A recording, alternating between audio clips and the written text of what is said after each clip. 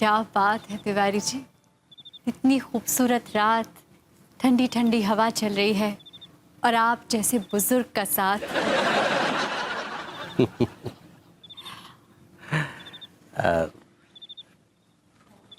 ये हमारा birth certificate है भाभी जी, कंफर्म कर लीजिएगा। तिवारी जी, आप सचमुच 60 बरस के हैं? आपको कोई शको शुबा ना हो सो ये अपने संग ले आए। नहीं नहीं तिवारी जी, आपने कह दिया बस, मेरे लिए तो इतना ही काफी है। वैसे तिवारी जी, आप लिखने पढ़ने का भी शौक रखते हैं? जी भाभी जी, तजुर्बे की स्याही को जज्बात के पन्नों पर कभी कभी उंडेल देते हैं और लोग कहते हैं कि कविता हो गई।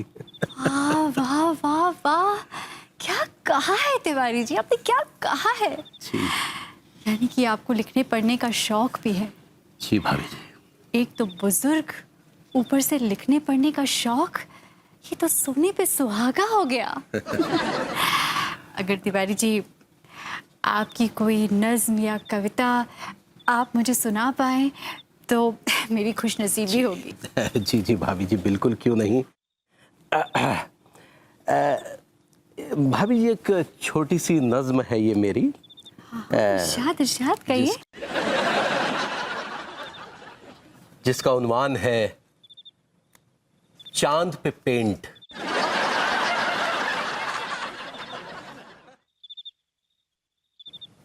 वाह वाह तिवारी जी, क्या बात है, बहुत ही इंटरेस्टिंग शीर्षक है।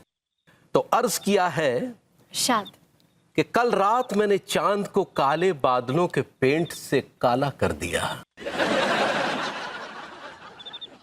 ये चांद अब कभी न चमकेगा। कभी मेरा महबूब हुआ करता था ये चांद।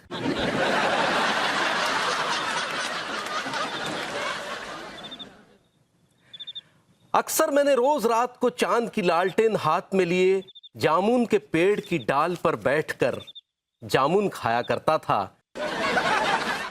कि एक रोज एक तूफान ने हवा के फूंक से उस चांद की लालटेन को बुझा दिया। मैं परेशान भटकता रहा, अंधेरे के भेड़िए मुझे रात भर नोचते रहे, लेकिन चांद की लालटेन न जल सकी।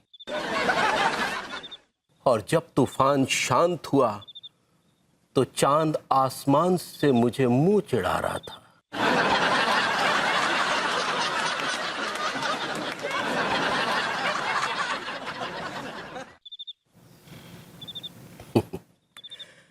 बस इसीलिए मैंने चांद को पेंट कर दिया। वाह वाह वाह वाह वाह वाह, आपने चांद को लालटेन बना दिया। Very nice. एक और कविता है। इरशाद इरशाद। जी। कल रात अम्मा ने चांद पकाया।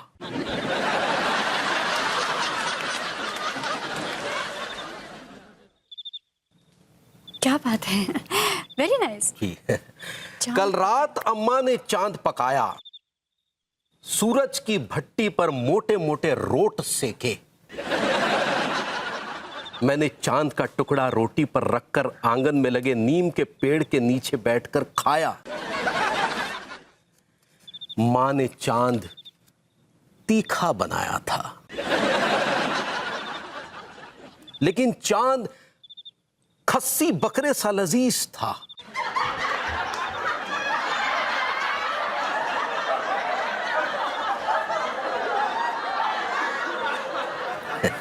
Nice nice. चांद खाने के बाद नींद ने कब मुझे अपने आगोश में ले लिया मुझे पता ही न चला। जब आंख खुली तो देखा एक बिल्ली सामने वाले शीशम के पेड़ से अपना सर टकरा रही थी।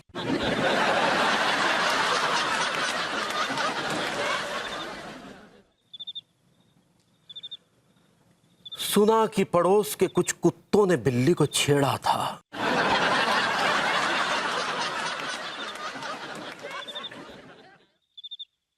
कल रात एक और बिल्ली लुट गई।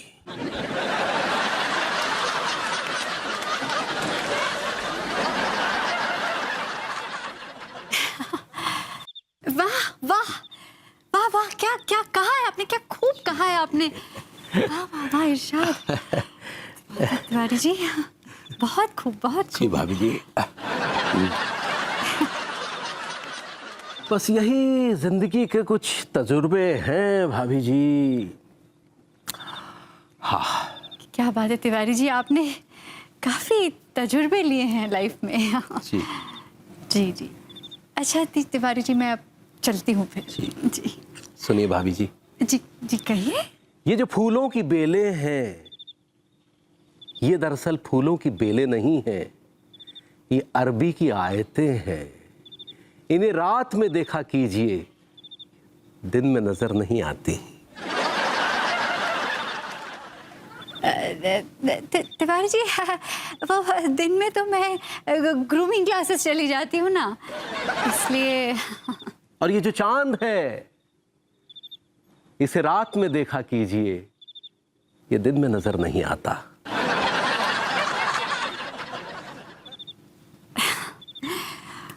बहुत खूब बहुत खूब। जी। Good morning Tiwari ji. Good morning भाभी जी। Good morning, good morning. Tiwari ji, actually मुझे ना आपसे एक बहुत ज़रूरी बात करनी थी। भाभी जी को जरूरी बात करनी है? मतलब कि बुजुर्ग ने भाभी जी के दिल में मोहब्बत की हलचल मचा दी है। अब भाभी जी हमें प्रपोज करने वाली है। तिवारी जी, आप कहाँ खो गए? जी कहिए भाभी जी, क्या कहना चाह रही हैं, कहिए। एक्चुअली तिवारी जी, बात ये थी कि मेरे दिल में ना कुछ वक्त से आपके लिए एक फीलिंग पैदा हुई है, और वो फीलिंग मैं आपसे शेयर करना चाहती थी। अरे भाभी जी, इसी फीलिंग का तो हम परसों से इंतजार कर रहे थे। देखिए ना तिवारी जी, आप पे कल कितना जुल्म हुआ, आपको मारा गया, पीटा गया, लेकिन आपने एक समुंदर की तरह सब कुछ अपने अंदर समेट लिया। आपको मारा गया, पीटा गया, लेकिन आपने एक समुंदर की तरह सब कुछ अपने अंदर समेट लिया। ये सब कुछ देखकर मेरे अंदर आपके लिए एक फीलिंग पैदा हुई है तिवारी जी। कैसी फीलिंग भाभी जी, कैसी फीलिंग? जो भी कहना चाह रही कह दीजिए भाभी जी, कह दीजिए। तिवारी जी, मैं कैसे कहूँ आपसे।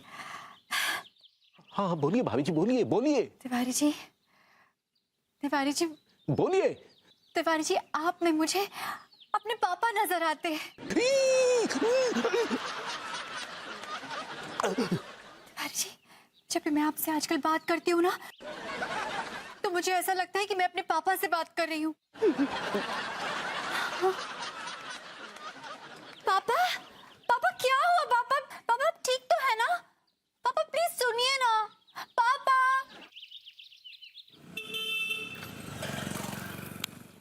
भाभी जी घर पर हैं? अरे तिवारी जी, आइए आइए। कैसे हैं आप? बस भाभी जी हम तो ठीक हैं, लेकिन हमें आपको बताते हुए बहुत अफसोस हो रहा है कि भभूति जी की दिमागी हालत दिन ब दिन बदतर होती जा रही है। तिवारी जी, मुझे ऐसा लग रहा है कि आपकी दिमागी हालत ठीक नहीं है। नहीं नहीं भाभी जी, हमारी दिमागी हालत एकदम ठीक है। अगर हमारी दिमागी हालत खराब होती तो हम तो कब का आपको आई लव यू कह चुके होते। तिवारी जी, जी फिर से आपके होंठ ऐसे ऐसे फड़फड़ा रहे हैं, जोर से बोलिए। नहीं भाभी जी, हमारा कहने का मतलब ये है कि हमारा दिमागी संतुलन एकदम ठीक है। तो फिर आप विभू के बारे में ऐसा क्यों बोल रहे हैं? अच्छा, हमारे एक सवाल का जवाब दीजिए। पूछिए। क्या आपने सुपर हीरो वी मैन के बारे में सुना है? Super hero women? नहीं। तब तो आपको यह भी नहीं पता होगा कि सुपर हीरो वीमेन कौन है। अरे तिवारी जी, जब मैंने सुपर हीरो वीमेन का नाम ही नहीं सुना तो मुझे कैसे पता होगा? तो बस भाभी जी, वो सुपर हीरो वीमेन भभूति जी ही हैं। व्हाट? जी हाँ, और उन्हें अपनी ड्रामेबाजियों से अंगूरी को बेवकूफ बना रखा है, पूरे कानपुर के लोगों को बेवकूफ बना रखा है कि वो सुपर हीरो वीमेन हैं और वो शहर से भ्रष्टाचार खत्म करना चाहते हैं, अबलाओं की रक्षा करना चाहते हैं, वगैरह वगैरह। विभू ऐसा कर रहे हैं? पत्ता पत्ता बूटा बूटा हाल हमारा जाने हैं, जाने न जाने गुल ही न जाने बाग तो सारा जाने हैं। तिवारी जी वाकई मुझे कुछ भी नहीं पता इस बारे में। सबको पता है भाभी जी, सिर्फ आप ही आपको नहीं पता। तो पता कीजिए ना भाभी जी, नहीं तो पूरे कानपुर में बदनामी हो जाएगी। अच्छा ठीक है, मैं पता करती हूँ। खैर आप चाय पाई, अब आप कुछ लेंगे, चाय कॉफी? आपके हाथ की चाय पियेंगे। बैठी मैं लाती हूँ। अब आएगा आनंद।